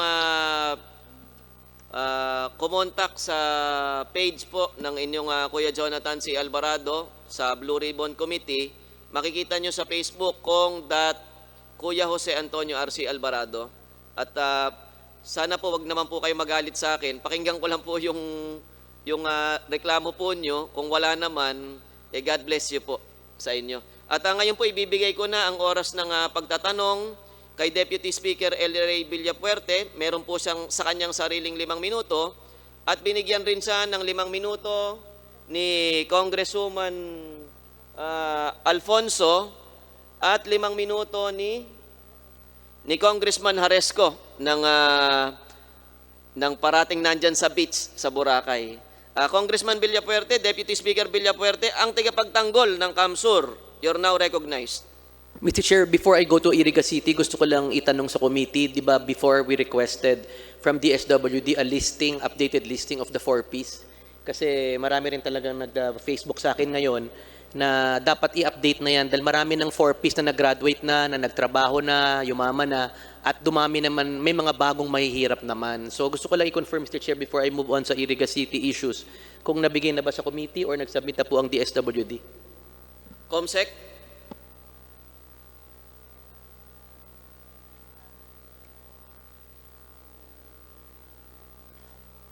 DSWD, kayo na lang po ang sumagot. Tumatango si Yusek Neri. Oo. Pwede bang magsalita ka po, Yusek, para ma-record natin? Yusek Neri, pwede pong magsalita ka? Thank you, Mr. Chair. We submitted a copy of the list of the 4Ps. I was asking the director to provide me the copy of the stamp received by the COMSEC, Mr. COMSEC, Chair. hinihintay namin ni Deputy Villapuerte yung May we listahan confirm eh. from DSWD, Mr. Chair, kung kanino pinadala? Sa Good Government ba? Speaker's Office? Kasi mukhang wala pa kay COMSEC, mukhang wala pa dito sa Blue Ribbon. Saka, Mr. Chair, maybe they can confirm if indeed they sent, kung hard copy ba, soft copy, or both? Yusek Neri? Thank you, Mr. Chair. The instruction was to provide hard copies and the copy of the CD. That was together with the submission of our department to also the senior citizens, Mr. Chair. Just give me a time to consult and give the received copy. So we will know who received the same, Mr. Chair. Thank you. Baka sa security guard nyo dito, ipinasa yan. Dapat po dito kay COMSEC. Ito po, COMSEC, tumayo ka nga po para makilala ka nila. Ayan. Pagka hindi po ganyang ka-sexy, hindi po siya yung COMSEC ko. Si COMSEC Attorney Maribig. Opo. Sa kanya po ipapasa, DSWD. Deputy Villapuerte, bago ka po magpatuloy sa iyong pagtatanong, ay ibibigay ko muna rin sa iyo yung presiding duties habang na ikaw ay nagtatanong. Siya na po muna, Chairman. Siya na rin ang magtatanong. Thank you, Mr. Chair. Siguro I can start na may ano na, no? So, ano lang po, in aid of legislation lang po, at least nandito ang DSWD, nandito ang DLG, nandito ang CIDG. We were inspired dahil marami talagang nagkaroon ng anomalya sa distribution ng SAP. Ang intention talaga padaanin sa LGU, mapabilis. Unfortunately, merong nag-iilan dyan na nag-abuso ng kanilang power, and nilatag ko na po yan last hearing na ang mayor ng Iriga City ay ginamit ang kanyang posisyon, binigyan ng kamag-anak niya, kakampi niya sa politika, mga teachers sa eskwelahan na pag-aari nila na hindi naman qualified.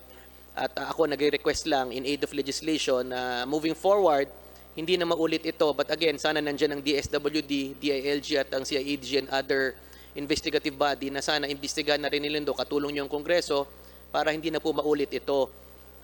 Last hearing, ang dami ko talagang nilatag na ebidensya at sayang wala dito si Mayor Madel Alfilor para hindi niya harapin ang mga akusasyon at para sagutin niya. Gusto ko lang kasi habang nandito ang DSWD, pinakita ko na last hearing ang mga karumal-dumal na nangyari sa Iriga. Marami pa akong ilalatag pero gusto ko sana nandito si Mayor Madel. Pero siguro, nandito na rin kayo. Gusto ko lang ipakita sa DSWD na for example sa Iriga City, paki-flash nga na meron pong isang US citizen picture ng recipient na isang US citizen na si Miss Leonisa Mohar. Naka-receive po siya, pwede ba paki-flash? Naka-receive po siya ng SAP, Your Honor, sa DSWD. Tignan nyo, DILG. Leonisa Mohar, nakatira sa Gainesville, Florida, yet, umuwi sa Pilipinas, hindi ko alam kung nagbakasyon, na naka-receive ng SAP. Kung titignan nyo yan, Facebook niya, nasa New Jersey siya, tapos nakalagay lives in Gainesville, Florida. Next slide. Kung titignan nyo, nagbabiyahe sa iba't ibang part ng mundo, nagpunta ng Mexico, namimigay po siya ng relief. May nagsalamat. Salamat, Leonisa Mohar, sa iyong malaking bagay na tulong mo sa constituent. Namimigay ng relief, mayaman, US citizen, ay nakatanggap ng SAP. So gusto ko lang mahingi ang comment sa DSWD. These are among the few evidences na ipipresent ko at na-present na. Sana may I request DSWD na especially sa region na to further conduct a more investigation kasi sana mabigyan ng opisina namin at kayo na rin na mag-moto proprio investigation. Marami pa ayaw ko lang ilabas ngayon kasi wala si Mayor Madel Pero ulit, kamag-anak, mayaman, hindi qualified. Ang dami pa po, ang dami ko pang ebidensya. Lalaki ng bahay, may mga tracking, businesses nakatanggap. So I'm inspired by the statement of our president na wag natin patawarin po yung mga ganito. Hindi ko po pinupolitika si Mayor Madel, but kung susuriin nyo naman, ang dami-daming nagugutom, ang daming qualified na hindi nakatanggap, and yet, yung mga taong mayaman na nakareceive. So yan lang po ang request ko sa DSWD, CIADG, DILG. Sana gumawa na kayo ng motu proprio investigation tungkol dito. Kasi lalabas po na napakarami talagang nangyari at sana hindi gayahin po ito ng ibang LGU.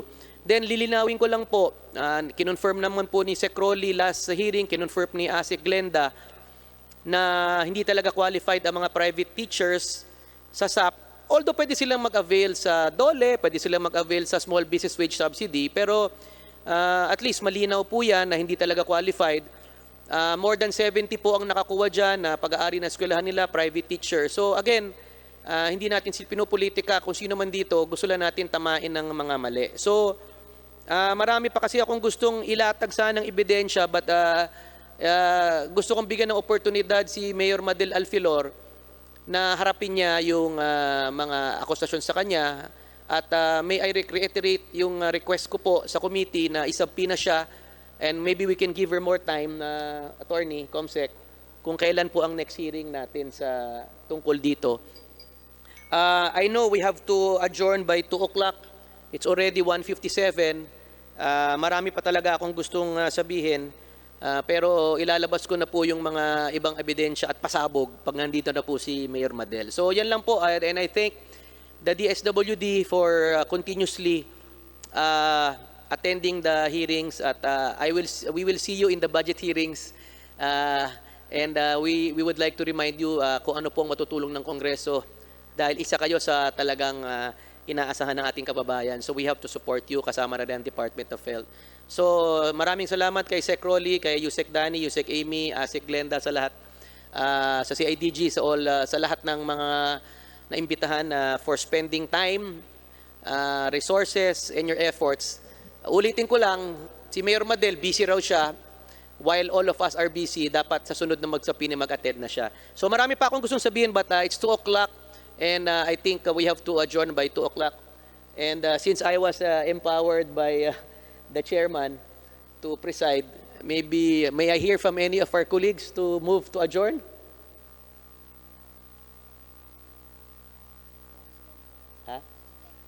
So ano muna, I declare that we will suspend this hearing for now and we will continue upon notice. Maraming salamat sa inyo. Hearing suspended. Thank you. Thank you. Parang kilala na ako ni Kuya.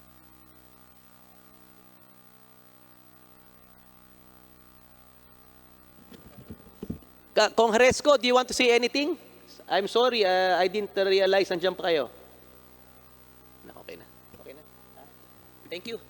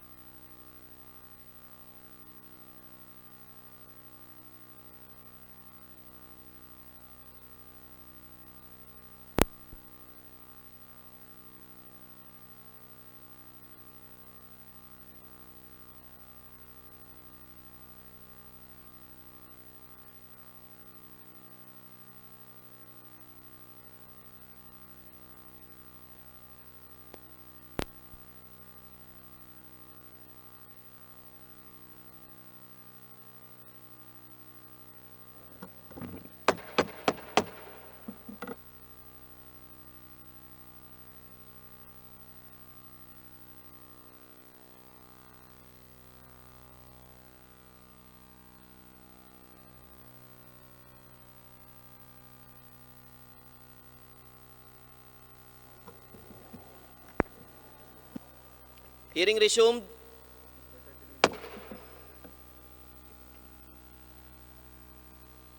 Alam ko pong nagugutom na ang lahat. Sumubo lang po ako. Sabi ko, susubo lang akong dalawa. Nagulat ako, nagtatayuan na daw na na-suspend na yung ating hearing. At mabilis lang po. Meron po kasing sumulat sa amin. Nasaan ba yung sulat ng mga trabahante ng DSWD?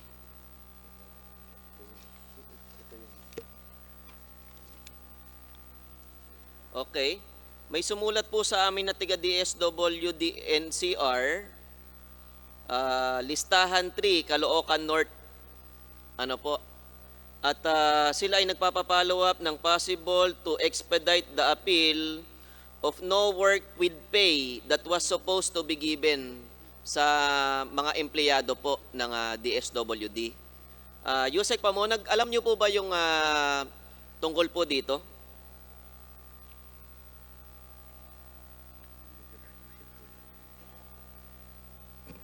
Mr. Chair, may I request Director Tomas, who is the Director for NCR, Sige to po. explain that. Director Tomas, alam niyo po ba yung usapin tungkol sa DSWD NCR, listahan 3, Caloocan North, na nung panahon ng pandemic, since March 15, basahin ko na lang po sulat po kasi nila sa akin ito. Since March 15, 2020, we are in dire need of monetary benefit that we should be receiving under the new law. Paid salaries or wages during ECQ, load allowance, tsaka premium payment. Ito po ba ay napatupad sa NCR, Director? Yes, Your Honor, Mr. Chair. Hindi po kita maintindihan, Director. Pakiusap po. Pakilakasan po. Your Honor, Mr. Chair. Opo. Tungkol po sa, I think these are the staff po nung NHTU. Hindi ko rin po alam, pero natanggap ko lang po yung sulat po nila. Opo. Ikwento mo po sa amin.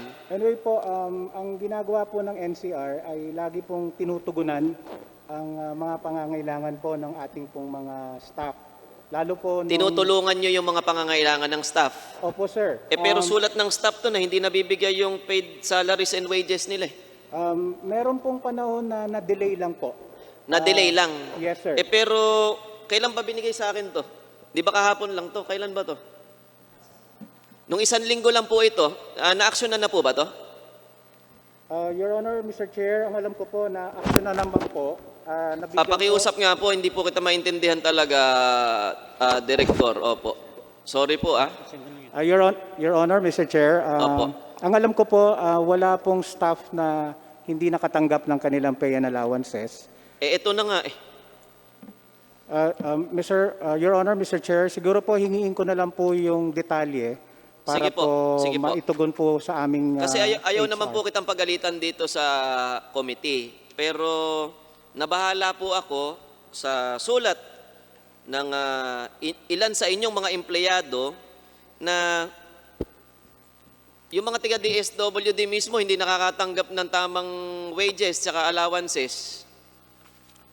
Pumasok sa isip ko, paano nga ba makakatanggap yung mga kababayan natin ng subsidy kung mismong yung mga tagapagbigay ng subsidy hindi nabibigyan ng subsidy? Ano po? Mahirap pong intindihin ito, Director, pero sabi ko nga, hindi ko po kayo pinapagalitan.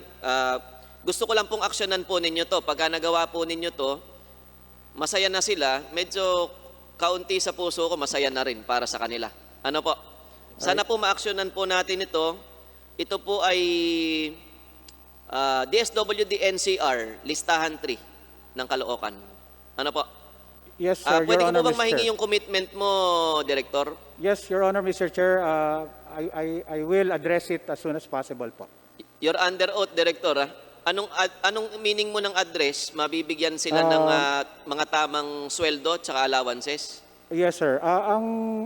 To my knowledge, sir, wala nga pong hindi nakatanggap ng kanilang wages and overtime or yung pong hazard pay.